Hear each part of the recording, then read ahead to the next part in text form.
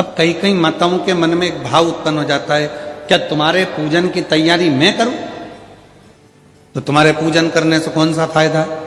जब तुम्हारे पूजन की तैयारी मैं कर रही हूं, पूजन का साहित्य मैं रख रही हूं, पूजन का साज मैं सजा रही हूं, पूजन का सारा सामान मैं लाकर रख रही हूं, तो फिर मतलब ही क्या पूजन करने से?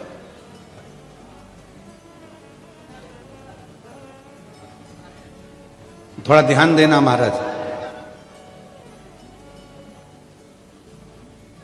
शिव पुराण की कथा चल रही है, या तुम्हारे घर में सत्यनारायण भगवान की कथा हो रही है, या तुम्हारे घर में कोई यज्ञ हो रहा है, या तुम्हारे घर में कोई नवरात्रे में माता रानी की ज्योत जली है, या तुम्हारे घर में कोई पूजन हो रही है, 3-4 देवरानी जेठानी हैं, 4-5 बहनें हैं, 4-5 देवरानी जेठानी हैं, और कोई एक जेठानी या देवरानी भगवान के पूजन का पूरा काम कर रही है, भगवान के पूजन की पूरी साज सजा रही है, भगवान के पूजन का पूरा सामान रख रही है, भगवान के पूजन का पूरा काम कर रही है।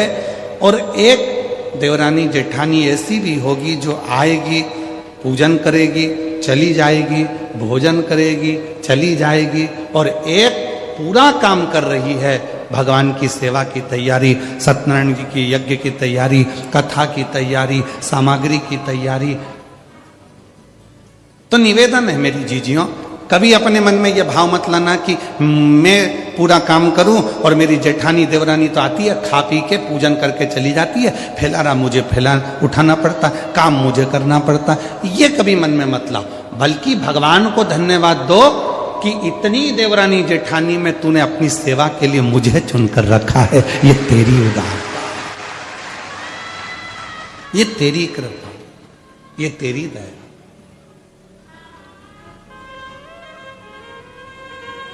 तुम्हारे घर के बगीचे में, तुम्हारे घर के गमलों में कितने सारे पौधे लगे हैं, इतने सारे पौधों में कितने सारे फूल लगे हैं।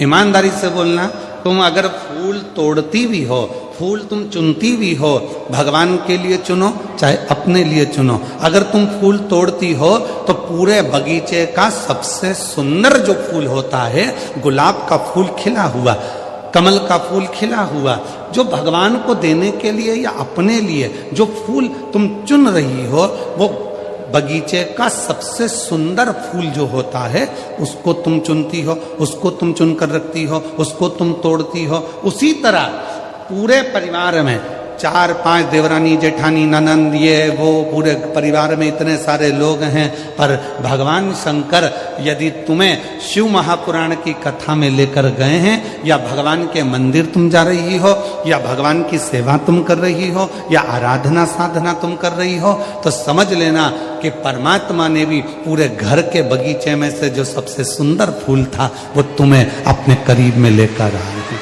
तुम्हें अपने पास में लेकर। वो सुंदर पुष्प आप हो, वो सुंदर फूल आप हो, तो वो सुंदर पुष्प आप हो। लंका का राजा रावण भगवान की पूजन कर रहा है, विभीषण भगवान की पूजन कर रहा है, पर पूजन का साज पूरा जमा रही है तो वो मंदोदरी जमा रही।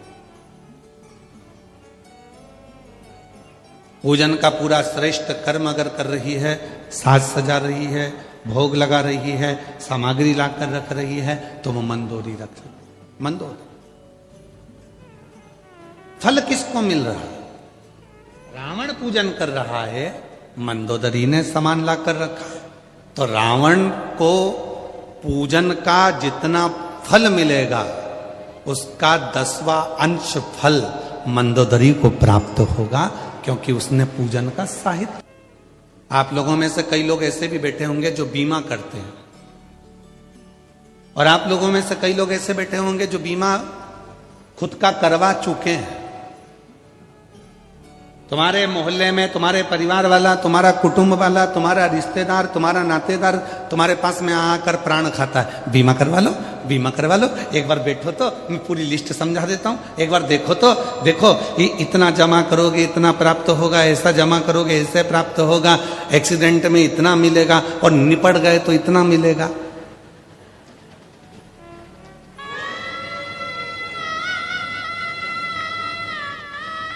दुनिया में केवल एक बीमे वाला ही है जो तुम्हारे सामने तुम्हारे मरने की बात करता है। और पत्नी बड़े प्रेम से पल्लू ले लुआ के सुनती है मरने की बात, बहुत ध्यान से, इतने प्रेम से सुनती है, इतने प्रेम से।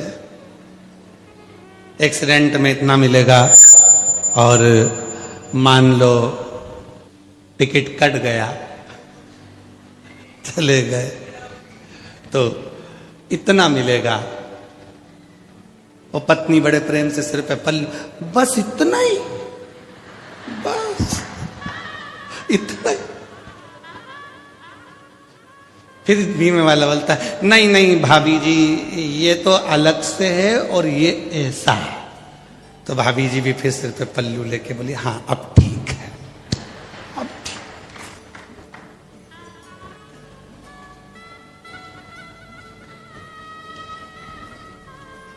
अच्छा, बीमा करने वाला तुम्हारे पास आया, बार बार फोन लगा रहा, बीमा कराओ बीमा कराओ बीमा कराओ बीमा कराओ। क्यों लगा रहा है? उसको क्या मिलना है?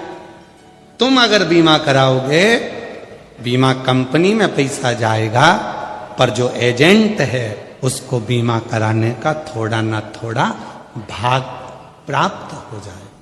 उसी तरह भगवान की पूजन करने का अगर कोई पति से कह दिया मेरे पूजन के लिए सामान ला कर देना, सुनो बेटा मुझे पूजन के लिए फूल ला कर देना, भैया मुझे ये ला कर देना, और तुमने अगर वो ला कर दिया है तो तुम्हारी पत्नी, तुम्हारी बहन, तुम्हारी माँ जब पूजन करती है तो उसका एक अंश भाग जो उसकी पूजन का सामान लेकर आया है उसके खाते में पहुंच जाता है, उसका पुण्य पहुंच गया। वो पुण्य उसके खाते में पहुंच गए, प्राप्त हो गए।